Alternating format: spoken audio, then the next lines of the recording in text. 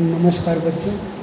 आज हम लोग हिंदी में सांवले सपनों की याद एक संस्मरण पढ़ेंगे और इसके लेखक हैं जाबिर हुसैन। लेखक के संबंध में थोड़ा जीवन परिचय दे देता हूँ। जाबिर हुसैन का जन्म सन 1945 में बिहार प्रदेश में हुआ। उन्होंने अंग्रेजी साहित्य में स्नातकोत्तर की उपाधि प्राप्त की। बाद में अंग्रेजी भाषा और साहित्य के प्रधान प्राध्यापक नियुक्त हुए। वे आरंभ से ही देश की सक्रिय राजनीति में रुचि रखते थे। सन 1977 में उन्होंने मुंगेर विधानसभा का चुनाव जीता। उन्हें मंत्री बनाया गया। सन 1995 से वे बिहार विधान परिषद के सभापति हैं। राजनीतिज्ञ होने के साथ साथ वे श्रेष्ठ लेखक हैं। जाबिर हुसैन की हिंदी रचनाएं निम्नलिखित हैं। डोला बिनी का मजार जो आगे हैं, अतीत का चेहरा, लोगों, एक नदी रेत भरी। जाबिर हुसैन हिंदी, उर्दू तथा अंग्रेजी तीनों भाषाओं के जानकार हैं। उन्होंने अपने साहित्य में आम आदमी के संघर्षों को प्रकट किया। उनके लेखन में उनके राजनीतिक अनुभव भी सहायक रहे हैं। उन्होंने विशिष्ट व्यक्तियों पर प्रभावी डायरियाँ लिखी हैं। उनकी डायरियों पर चर्चा भी खूब हुई है। उन्होंने इस दिशा में नए प्रयोग किए हैं। जाबिर के डायरी लेखन के बारे में किसी ने लिखा है, ये मुख्तसर तहरीरें न डायरी के जुमेर में आती हैं, न कहानी के, न कथा रिपोर्टाज के। इन्हें तो खालिस जाबिर नामा ही कहना चाहिए। जाबिर हुसैन की भाषा शैली कलात्मक है। उनके भाव अनुभूति से उपजते हैं और कला में ढलते हैं। उनके द्वारा रचित सांवले सपनों की याद न तो ठीक से संस्मरण है, न रेखाचित्र, न ही उसमें व्यक्तित्व का सही बोध होता है। वास्तव में वे व्यक्तित्व का प्रभाव चित्र प्रस्तुत करते हैं, जो शब्द से अपशब्द की ओर ले जाते हैं। उनकी भाषा में संस्कृत के प्रचलित शब्दों के अतिरिक्त उर्दू तथा तद्भव शब्दों की ओर अधिक रुझान है। उदाहरणतया वे पक्षी को परिंदा कहना अधिक पसंद करते हैं। इस पाठ का सार इस प्रकार है। सांवले सपनों की याद एक व्यक्ति चित्र है। इसमें प्रसिद्ध पक्षी प्रेमी सालिम अली के व्यक्तित्व का प्रभाव चित्र खींचा गया है।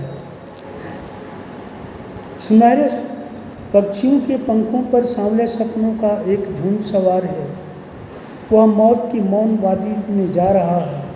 सालिम अली उसमें सबसे आगे हैं। वे सैलानियों की तरह पीठ पर बोझ लादे अंतहीन यात्रा पर चल पड़े हैं।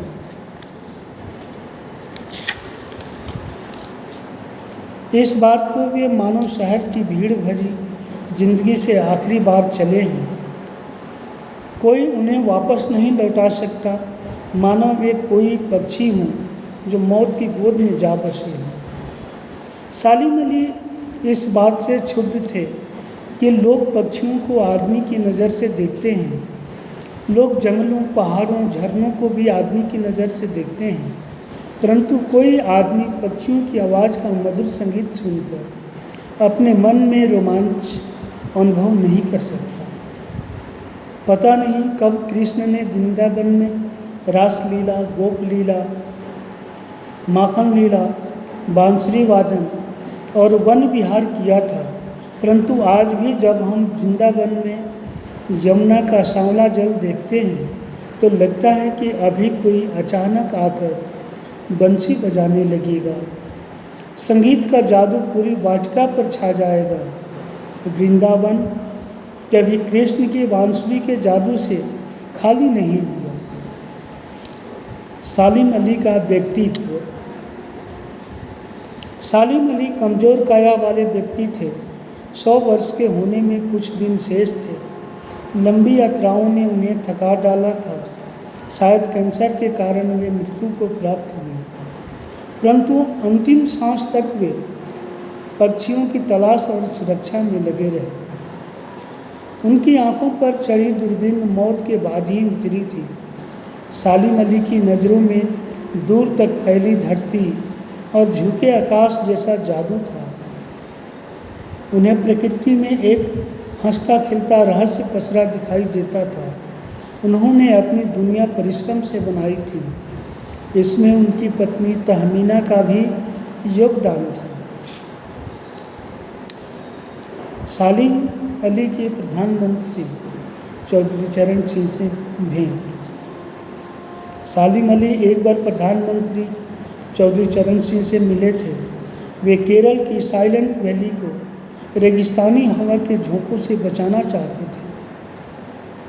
चौधरी चरण सिंह गांव की मिट्टी में जन्मे थे, इसलिए वे सालिम अली की पर्यावरण सुरक्षा संबंधी बातें सुनकर भावुक हो उठे थे। आज ये दोनों व्यक्तित्व नहीं रहे। अब देखते हैं कि हिमालय और लद्दाख की बर्फीली ज़मीनों पर जीने वाले पक्षियों की चिंता कौन करे। सालिम अली की आत्मकथा का नाम है fall of the sparrow. D.H. Lawrence की मृत्यु के बाद उनकी पत्नी फ्रीडा लॉरेंस से प्रार्थना की गई कि वे अपने पति के बारे में कुछ लिखें। फ्रीडा ने कहा, मेरे पति के बारे में मुझसे अधिक मेरी छत पर बैठने वाली गौरैया जानती है। लॉरेंस इतना खुला और सीधा सरल इंसान था। बचपन में गलती से सालिम अली के हाथों से एक गौरैया घायल हो गई। उसी दिन से वे पक्षियों की खोज में रुचि लेने लगे। प्रकृति के रहस्यों को जानने के लिए वे एक से एक ऊंचाइयां छूने लगे, मानो वे प्रकृति के प्रतिरूप बन गए। सालिम अली निरंतर भ्रमणशील रहे, अखंड यावर बने रहे। उनकी याद करके लगता है आज भी वे पक्षियों की खोज निकलते हैं और अभी गले में दूरबीन लटकाए खोजपूर्ण नतीजों के साथ लौट आएंगे। और इस तरह से सामने सपनों की याद पाठ समाप्त हुआ। धन्यवाद। जिसके साथ प्रश्न उत्तर भेजें।